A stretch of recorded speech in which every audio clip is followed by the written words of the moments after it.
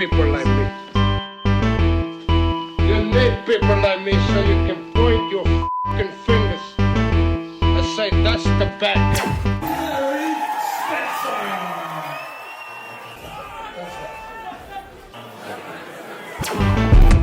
That's the bad guy.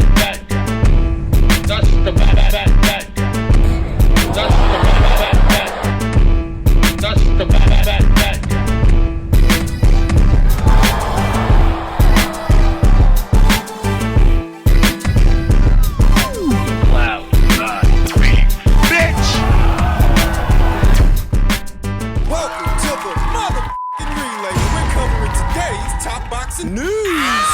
Okay, we'll start with this. Ahead of her own undisputed middleweight title fight set to go down very soon, two-time undisputed champion Clarissa Shields chimed in on the upcoming McCaskill vs. Cameron undisputed super lightweight title fight, saying, LOL, 147-pound champion decides to do 140 and fight for undisputed, quote-unquote, if she loses, she's still undisputed at 147. I smell pussy. Boxing is comical today. Who the fuck has belts and don't want to put them on the line when they fight? The only belts on the line in McCaskill versus Cameron are the super lightweight titles, the super lightweight belts, not Jessica's. McCaskill-Cameron wanted both sets of alphabet titles to be on the line, super lightweight titles and welterweight titles, but ultimately that wasn't the case when the fight was made. When the fight was made, the only belts on the line will be the 140-pound titles, and to that, Rick Ramos, Jessica's handler, said, Smart business. So do you propose that all the belts, two weight classes, be fought for at one weight, so two fights for the price of one? That doesn't sound smart at all. It's a valid point. Rick does raise a valid point. If you put both sets of alphabet titles on the line for just one fight, aren't you shortchanging yourself of potential opportunities beyond that one fight, that particular fight? It has been done. It has been done in the past. When Sugar Ray Leonard fought Donnie Lalonde at super middleweight, there were two alphabet titles from two separate weights on the line, one from super middleweight and another from light heavyweight. So it has been done. Hannah Gabriels won both her light heavyweight title and her heavyweight title in just one fight. One fight. When Gervonta Davis took on Leo Santa Cruz at 130 pounds, it wasn't just Leo's 130-pound WBA title on the line. Gervonta Davis's 135-pound secondary title, that was also on the line. So it has been done before. It has. So it's really not necessary. Not necessarily. It seems to me that Team McCaskill are simply covering all the bases. In the event that they lose next month, in November, to Cameron, they will still be undisputed champions upstairs at 147 pounds. And losing to Chantel, it is a distinct possibility. Chantel's one of the best around. And so is Jessica, but you know, when good fighters fight other good fighters, somebody's got to win, somebody's got to lose. That's the way it goes. And if the McCaskill people lose to Chantel next month, well, they still have options. So long as they have all those belts, all those alphabet titles at 147 pounds, there are still that many more potential opponent options. You know what you got to consider? Consider that Mary Spencer, at 154 pounds, is coming dangerously close to challenging for an alphabet title by way of the IBF, by way of the WBA. Consider that two of the three reigning champions at that weight, Natasha Jonas, newly crowned Terry Harper, they're not natural junior middleweights. They very recently made the jump upstairs to junior middleweight, and Mary Spencer already has them in her crosshairs. Mary Spencer, who's a credible threat to both, a credible threat to anyone campaigning at junior middleweight. You just get the sense that maybe Terry and Natasha, maybe they won't stay at junior middleweight very long, and if they don't, they'll probably move back downstairs, perhaps to welterweight. And who's the welterweight division's undisputed champion? Jessica McCaskill. Win or lose next month, Jessica is in possession of all the alphabet titles at 147 pounds, regardless of what happens next month at 140. So maybe Terry Harper bumps into Jessica on her way downstairs from 154. Maybe Natasha Jonas does too. You never really know in this sport. I love Natasha Jonas. I love Terry Harper. But the threat that Mary Spencer poses to the both of them, and the fact that she's fast closing in on a world title shot, a world title opportunity, by way of the same alphabet organizations that recognize them as champions, do you get the sense that Terry Harper would share the ring with... You think she's going to stay at 154? Natasha Jonas has a unification match coming up with Marie-Eve Dicaire. before this year is out. She wins that fight beyond that, she might look to unify titles with Terry Harper, but they've got to move on that undisputed junior middleweight title fight, because if they don't, Mary Spencer is hot on their trail. She starts to catch up, they might abandon ship at 154, move down to 147. At this point, a fighter, an up-and-comer like a Mary Spencer, is a very high risk, and a very low reward. In the event they decide to move down in weight, Jessica's there. Win or lose, next month, Jessica will be in possession of alphabet titles that they can fight for, and compared to Mary, Jessica would be a safer choice. So Rick Ramos is on the money. It's right not to put those alphabet titles on the line in the Cameron fight, because they might lose it all in one fell swoop. Why do that? Gotta keep your options open. In men's welterweight news, unified welterweight champion Errol Spence Jr., in the heat of an exchange with unbeaten up-and-comer Keyshawn Davis, stated, "I don't need to lie to you. I don't throw shade to your little cheerleading ass going to be heartbroken when I put that boy's dick in the dirt." Gonna put his what in the what? Gonna put the boy on his dick? He said he's gonna put the boy's dick in the dirt. Boy is intended to beat Terrence Crawford. Essentially what he's saying is he's gonna beat Terrence Crawford. He just said it in a very creative, albeit confusing way. I don't want to know what Errol's doing with people's dicks. In some ways, this services as confirmation that the fight is set to go down. In many ways, it has to. Errol Spence Jr. himself stated, "Shit is happening next. That's all you need to know." Even if it is next, they've squandered a lot of time. If the fight is set to go down next, if this is supposed to be Terrence's next fight, and Errol's next fight, I don't imagine it happens before this year is out. There's simply not enough time to get the fight over the line and adequately promote it. So if it is going to be next, I would assume it takes place sometime next year, early next year, and they've pissed a lot of time away. They really have, because Terrence hasn't fought since late last year, and Errol's only fought just once this year. not a lot of momentum on either side of the aisle, either side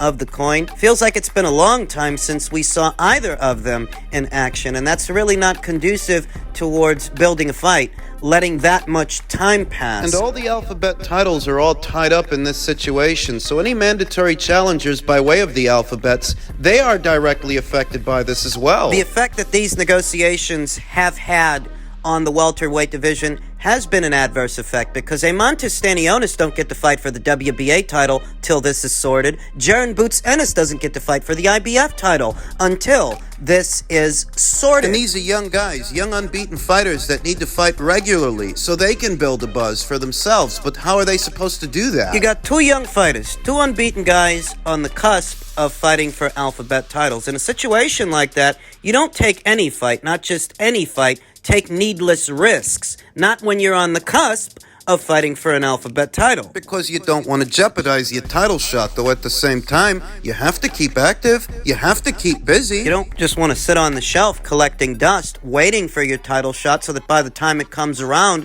you've got ring rust you need to shake off, and you're not as sharp as you might need to be. It's a precarious situation for Amontes Stanionis and Jaron Boots Ennis. Amontes Stanionis, He already stepped aside once to allow the Ugas versus Spence fight. Initially, he was the one supposed to be fighting Ugas. on the premise that the winner must face him afterwards and afford him his title shot. And I'm not proposing that the WBA strip Errol Spence Jr. What I'm proposing is they hurry up and get the Crawford fight done. That's what I'm proposing. Hurry the fuck up. This division ain't got all day. We ain't got all day. You've had enough time, more than enough time, to sort this out. And it is having an adverse effect on the entire division, because all the titles at this weight are all tied up in this situation. And in this situation, what have you got? You've got two unbeaten champions, both in their 30s. Long overdue to face each other. The basic idea is you want to see the best versus the best when they're at their best. You want to see the best guys versus the best guys, but are the best guys at their best when they're on this sparse schedule of activity? The negotiations for this thing have been a roller coaster. Last week they were in jeopardy. That's what they were saying last week. The fight's in jeopardy. The deal's not right. This week we're seeing Errol Spence Jr. saying that the fight is next. Boxing insider Rick Glacier says he's hearing that Al Heyman is reputedly attempting to get Spence versus Crawford together for February 4th in Las Vegas. We've been down this road before. Let's see how real Heyman is in actually making this fight happen. Miracles never cease. Hope this is a miracle match that happens. There was all this talk about conflicting dates for Canelo versus Golovkin 3 and Crawford versus Spence. Do you remember that a few weeks ago, a little over a month ago, there was all this talk about conflicting dates, both fights happening at or around the same time, and the reality of it is far more mundane. Canelo versus Golovkin 3 has come and gone, and still, no Crawford versus Spence. It just gets tedious after a while. For a super fight, you're intended to build excitement. There's nothing exciting about two guys being as inactive as these two.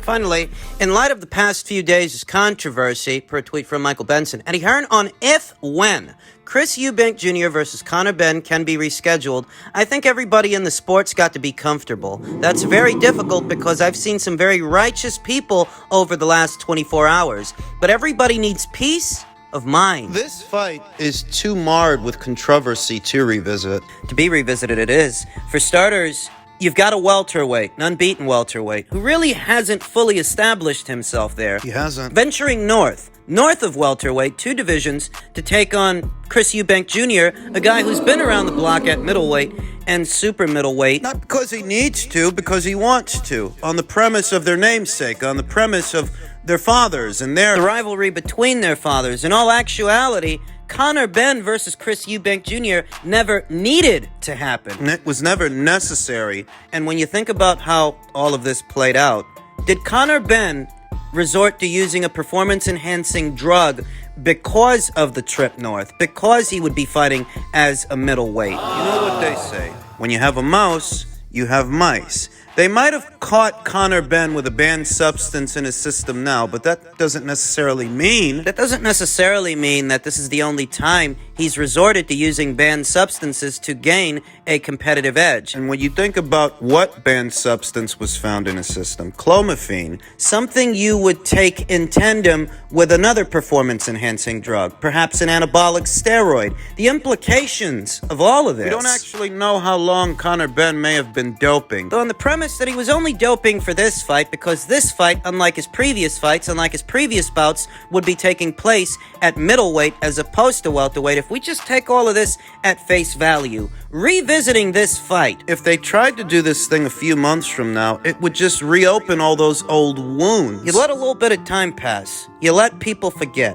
You put distance between yourself and the controversy. That's what Tyson Fury did when he popped Fernandrolone. And when he came back, when he finally returned to the sport, it was like nothing ever even happened. I'm not lambasting Conor Benn as much as some others. I ain't got the tiki torches and pitchforks out for young Conor because Conor is far from the first fighter to test positive for a banned substance. He is just one of many. Damn sure wasn't the first, and he won't be the last. Right now, what he's got to do is he's got to put distance between himself and this entire fiasco, this entire kerfuddle. And revisiting this fight at a later date and attempting to do it, it's only going to reopen all those old wounds. There's no way you come back to this and all this stuff don't get rehatched, this conversation. There's no way for Matchroom to pursue legal action against the British Boxing Board of Control without that having the exact same effect. It's all negative press. Negative press for Conor, negative press for Matchroom. I understand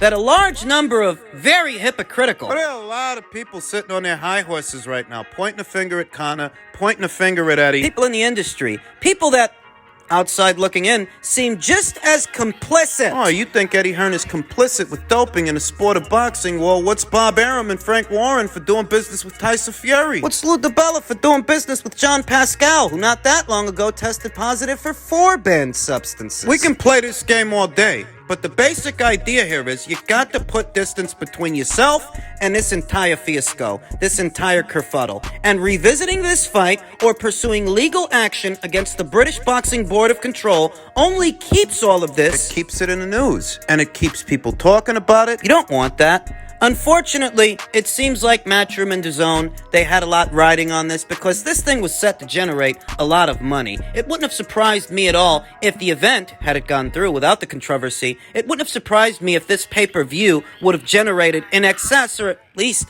1 million pay-per-view buys in the United Kingdom, domestically, because of the name value of the fighters, the backdrop of it all, the legacy of their fathers, the exposure that the fight got, the buzz around it. But they can't revisit this thing. They just have to cut their losses. Cut their losses and move on.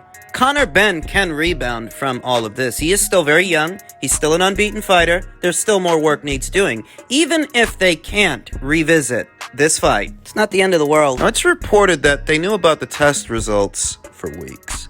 Yet we're only now hearing about this. My honest opinion, somebody didn't want this fight to happen. Privileged information of things that were happening in the background, behind the scenes, was made public. Someone didn't want this fight to happen. Now, almost immediately, the name of Chris Eubank Sr.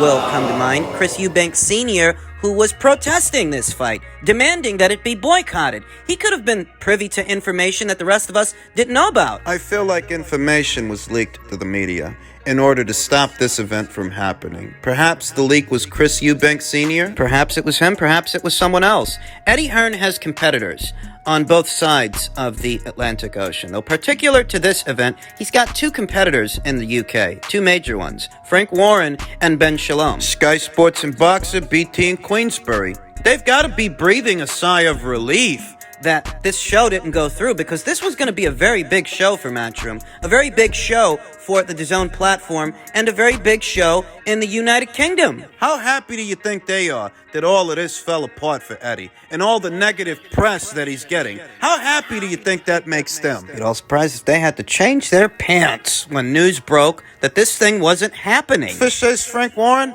he's been in this business a long time. Hall of Fame promoter.